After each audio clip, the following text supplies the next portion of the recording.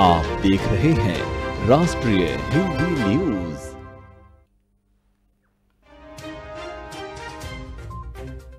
गुजरात में बोले पीएम मोदी, ऐसे लोगों के साथ मत खड़े होइए जो आतंकवादियों का पक्ष लेते हैं। साथ ही कहा, नई पीढ़ी ने गुजरात में बम धमाके नहीं देखे।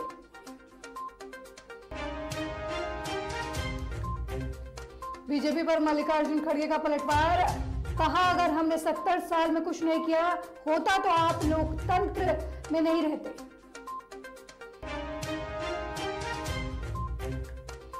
नवजोत सिंह सिद्धू को मिली प्रियंका की चिट्ठी, जेल से छूटने के बाद सिद्धू को कांग्रेस दे सकती है बड़ी जिम्मेदारी।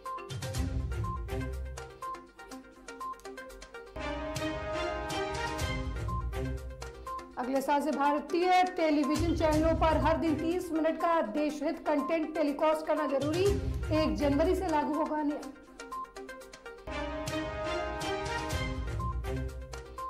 महबूबा मुफ्ती को खाली करना पड़ेगा सरकारी बंगला, 24 घंटे के भीतर सरकारी क्वार्टर खाली करने का नोटिस। नमस्कार, राष्ट्रीय हिंदी न्यूज देख रहे हैं आप और मैं आपके साथ अलका सिंह। बुलेटिन की शुरुआत करते हैं गुजरात से। गुजरात में विधानसभा चुनाव के लिए मतदान 1 और 5 दिसंबर को होना है। इससे पहले सभी पार्टियां पूरी ताकत के साथ लग रही हैं। इसी क्रम में प्रधानमंत्री नरेंद्र मोदी ने गुजरात के सूरत में रविवार को जनसभा को संबोधित किया। इस दौरान पीएम ने कांग्रेस पर जमकर निशाना साधा, साथ ही राष्ट्रीय सुरक्षा के मुद्दे का जिक्र भी किया। रैली में पीएम मोदी ने कहा कि आज मैं गुजरात के लोगों के सामने राष्ट्रीय सुरक्षा का एक बहुत ही महत्वपूर्ण विषय उठाना चाहता हूं। नई पीढ़ी ने सूरत में बम धमाके नहीं देखे हैं। यहाँ की युवा पीढ़ी ने अहमदाबाद में हुए सीरियल बम ब्लास्ट नहीं देखे हैं। ऐसे लोगों के साथ मत खड़े होइए जो आतंकवादियों का पक्ष लेते हैं। पीएम मोदी ने कहा कि बाटला हाउस एनकाउंटर में टॉप इंस्पेक्टर शहीद हो गए, लेकिन कांग्रेस नेताओं ने बाटला हाउस एनकाउंटर पर भी सवाल खड़े कर दिए थे। इतना ही नहीं, आतंकी हमले के दौरान भी वे चुप रहे। पीएम ने कहा कि ये वोट के भूखे हैं, वे गुजरात को आतंकवाद से सुरक्षित नहीं रख सकते, देश को सुरक्षित नहीं रख सकते। जहां शांति नहीं वहां व्यापार नहीं हो सकता।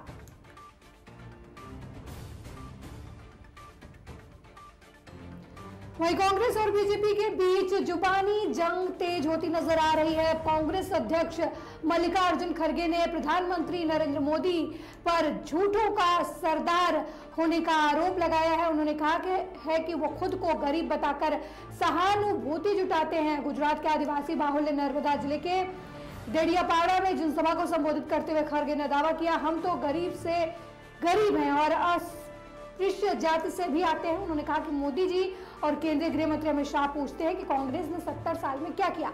अगर हमने 70 साल में कुछ नहीं किया तो आपको लोकतंत्र नहीं मिलता और आप जैसे लोग हमेशा गरीब होने का दावा करते हैं। उन्होंने कहा, मैं भी गरीब हूं, हम तो गरीब से भी गरीब है। मैं अस्पृश्य जाति से आता हूं, कम से कम लोग आपके हाथ की चाय तो पीते हैं, लोग मेरी तो चाय तक नहीं पीते। खड़गे ने कहा कि आप कहते हैं कि मैं गरीब हूं, किसी ने मुझे अपशब्द कहे हैं, मेरी हैसियत पर सवाल उठाए हैं। अगर आप इस तरह की चीजों से सहानुभूति पाने की कोशिश कर रहे हैं तो आपको समझ लेना चाहिए कि लोग अब होशियार हैं, वे इतने मूर्ख नहीं हैं। गुजरात में रविवार को कांग्रेस के लिए प्रचार कर रहे पार्टी अध्यक्ष मल्लिकार्जुन खड़गे पर निशाना साधते हुए मोदी ने कहा था कि कांग्रेस अध्यक्ष ने कहा कि वो मोदी को उनकी औकात दिखाएंगे।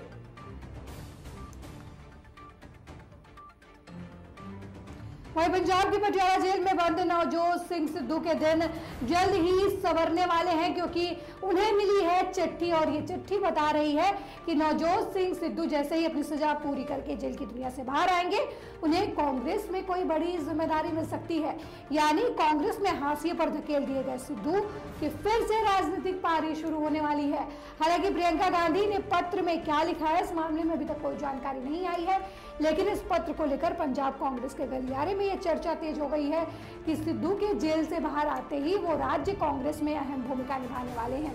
एक मीडिया रिपोर्ट में जेल के अधीक्षक मनोज सिंह टिवाना के हवाले से सिद्धू को प्रियंका की चिट्ठी आने की बात कही गई है।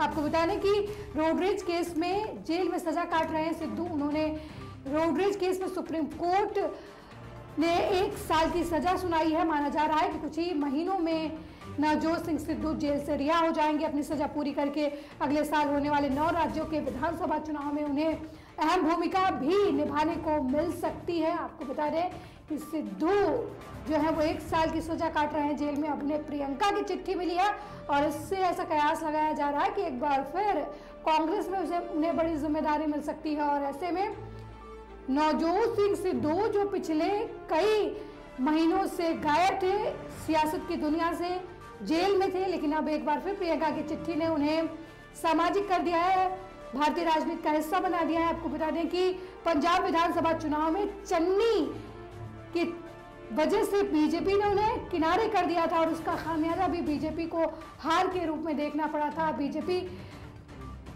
को भी हार मिली, कांग्रेस को भी हार मिली और आम आदमी पार्टी विजेता हुई, लेकिन कांग्रेस को इससे ज्यादा क्षति हुई क्योंकि चन्नी और सिद्धू की लड़ाई की वजह से कांग्रेस अच्छा प्रदर्शन नहीं कर पाई थी। हालांकि उसके बाद ही सिद्धू पर सुप्रीम कोर्ट की तरफ से फैसला सुनाया गया, उन्हें 1 साल की सजा हुई और अभी वो जेल में है। लेकिन एक बार फिर प्रियंका की चिट्ठी ने उन पर चर्चा बढ़ा दिया और ऐसा माना जा रहा है कि वो जब भी जेल से छूटेंगे उन्हें कांग्रेस में एक बड़े पद पर बिठाया जाएगा। अगले साल से भारतीय टेलीविजन चैनलों पर हर दिन 30 मिनट का देशहित कंटेंट टेलीकास्ट करना जरूरी हो सकता है। ऐसी संभावना है कि सैटेलाइट टीवी चैनल के लिए 1 जनवरी 2023 से ये जरूरी हो जाएगा कि वे हर दिन 30 मिनट तक राष्ट्रीय हित से जुड़ा कंटेंट प्रसारित करें। दरअसल इस महीने की शुरुआत में केंद्रीय मंत्रिमंडल ने भारत में सैटेलाइट टेलीविजन चैनल के अपलिंकिंग और डाउनलिंकिंग के लिए दिशा निर्देश 2022 को मंजूरी प्रदान की थी, जिसके तहत चैनलों के लिए रोजाना आधे घंटे तक देश हित से जुड़ा कंटेंट टेलीकास्ट करना अनिवार्य हो गया था। सरकार ने 9 नवंबर को दिशा निर्देश जारी किया था। अधिकारी ने कहा कि चैनलों को देश हित से जुड़ा कंटेंट तैयार करने के लिए वक्त दिया जाएगा। इंडियन एक्सप्रेस के मुताबिक सूत्रों ने बताया कि चैनलों और बाकी हितधारकों के साथ कई दौर की मीटिंग्स हुई है, जिसके बाद यह तय किया गया है कि 30 मिनट देश हित का कंटेंट वाले निर्देश को 1 जनवरी 2023 से लागू किया जाएगा। चैनलों को कंटेंट तैयार करने के लिए 8 थीम दी गई है। चैनलों को भी थीम में शामिल किया गया है।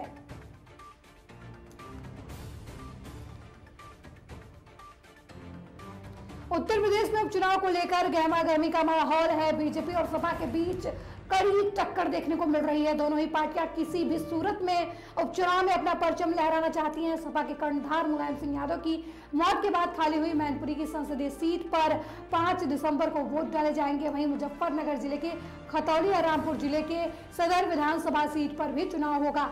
एक तरफ आजम खान के अमान ने घोषित होने के बाद सपा ने रामपुर से असीम राजा को अपना प्रत्याशी बनाया है। वहीं दूसरी तरफ आजम खान की भले ही राजनीतिक विदाई नियमों के हिसाब से कर दी गई हो, लेकिन जनता के बीच जाकर वो लोगों से सपा को वोट करने की अपील कर रहे हैं, सभाओं को संबोधित कर रहे हैं। रविवार को आजम खान ने उपचुनाव में पहली बार जनसभा को संबोधित किया। अपने भाषण के दौरान आजम खान काफी भावुक नजर आए, उनकी आंखों में आंसू थे। आजम खान ने भावुक मन से कहा कि मेरा वोट डालने का भी अधिकार खत्म हो गया है, अब मुझे देश से निकालना बाकी रह गया है, जल्द भी वो भी कर दिया जाएगा। आजम खान ने आरोप लगाया कि सदर सीट पर हो रहे उपचुनाव के लिए प्रचार कर रहे सपा कार्यकर्ताओं को धमकाने के लिए बीजेपी सरकार पुलिस और प्रशासन से अधिकारियों का इस्तेमाल कर रही है। आजम खान ने कहा कि अखिलेश यादव, जयंत चौधरी और चंद्रशेखर आजाद यहां उपचुनाव के प्रचार के लिए आने वाले हैं, लेकिन सवाल यह है कि आखिर वो यहां क्यों आ रहे हैं जब यहाँ चुनाव हो ही नहीं रहा। आजम खान ने कहा कि जब अखिलेश यादव यहाँ आएंगे तो मैं उनसे निर्वाचन आयोग से बीजेपी उम्मीदवार को विजेता घोषित करने का अनुरोध करने के लिए कहूंगा।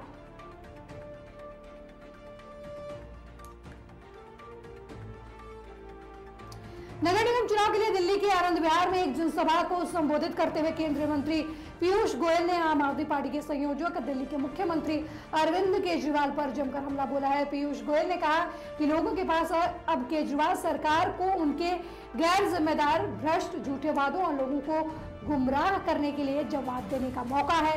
एमसीडी चुनाव में आम आदमी पार्टी और बीजेपी के बीच पोस्टर वार जारी है। बीजेपी ने एक बार फिर पोस्टर के जरिए अरविंद केजरीवाल और सत्येंद्र जैन पर हमला बोला है। दिल्ली बीजेपी ने अपने ट्विटर हैंडल से एक पोस्टर शेयर किया है जिसमें यूएसए की एक वेब सीरीज प्रिजन ब्रेक के पोस्टर के साथ सत्येंद्र जैन और अरविंद केजरीवाल की फोटो लगाई गई है और पोस्टर पर लिखा है कि प्रिजन में ब्रेक, आप सरकार के सौजन्य से तिहाड़ में आराम, कायाकल्प आनंद ले। जिस प्रकार का भ्रष्टाचार दिल्ली ने गत वर्षों में देखा, उसमें तो एक ही ध्यान आती है कि आम आदमी के तो सिर्फ 3 यार, दारू, घोटाला और भ्रष्टाचार। वहीं महबूबा मुफ्ती ने एक रैली में बीजेपी पर हमला बोलते हुए कहा था कि बीजेपी का भारत नहीं है, वो राहुल गांधी का भारत चाहती हैं, तुषार गांधी का भारत चाहती हैं। अब भारत किसका है या नहीं है, ये बात तो राजनीतिक मुद्दा है, लेकिन अब जम्मू कश्मीर में महबूबा को मिला सरकारी बंगला उनका नहीं है, क्योंकि पूर्व मुख्यमंत्री महबूबा मुफ्ती को जम्मू कश्मीर प्रशासन ने 24 घंटे में सरकारी बंगला खाली करने का नोटिस दिया है।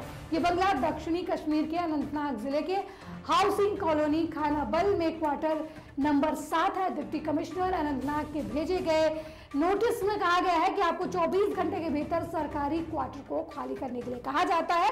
ऐसा नहीं करने पर आपके खिलाफ कानूनी कार्रवाई की जाएगी। इससे पहले 20 अक्टूबर को भी उन्हें बंगला खाली करने का नोटिस भेजा गया था।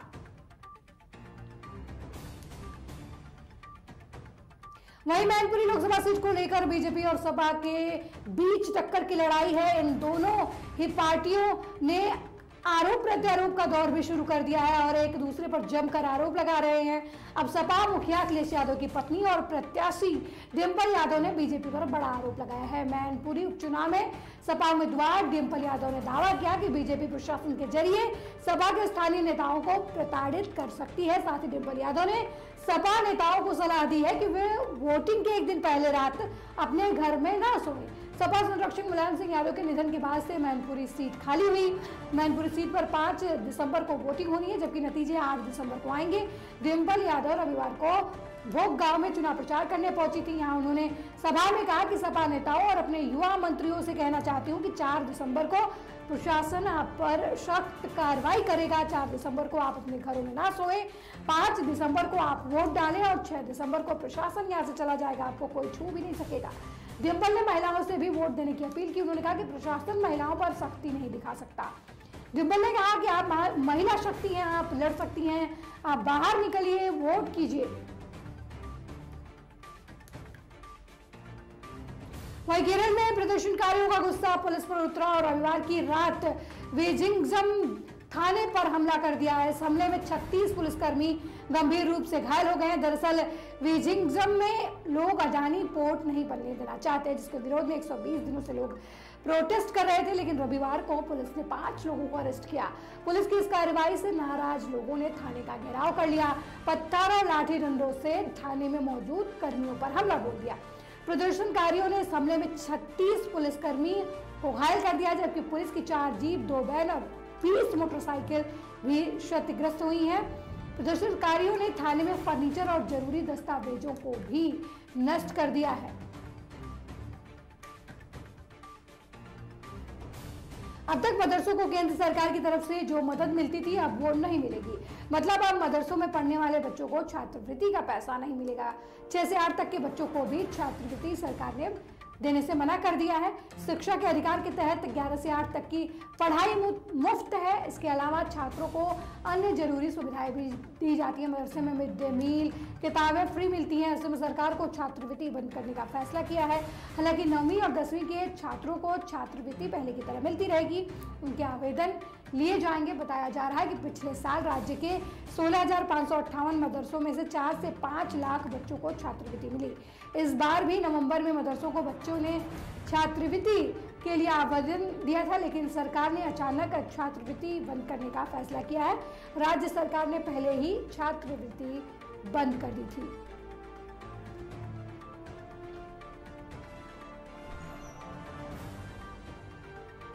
इस बुलेटिन में मेरे साथ फिलहाल इतना ही। देश दुनिया की तमाम खबरों को देखने के लिए देखते रहिए राष्ट्रीय हिंदी न्यूज। नमस्कार।